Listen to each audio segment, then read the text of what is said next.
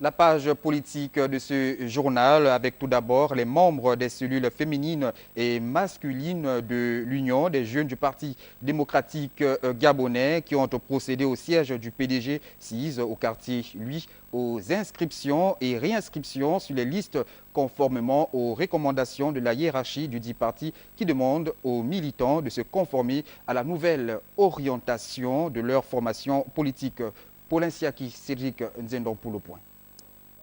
À travers cette opération d'inscription et de réinscription sur ces listes, les nouveaux et anciens militants de l'Union des jeunes du Parti démocratique gabonais ont tenu à démontrer leur engagement au respect de ces recommandations du secrétariat exécutif du PDG. Recommandations qui visent à redynamiser cette formation politique et, dans un autre cas, d'avoir une lecture exacte des militants et militantes qui ont un engagement réel vis-à-vis de ce parti. Déjà, ce n'est pas ma première inscription. J'ai toujours milité.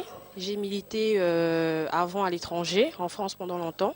Et je suis rentrée et aujourd'hui, je participe activement à cette initiative de réinscription à laquelle je réaffirme mon attachement au parti. Certainement, le parti va compter sur la jeunesse que nous sommes. Et moi, personnellement, je saurais apporter ma pierre à l'édifice.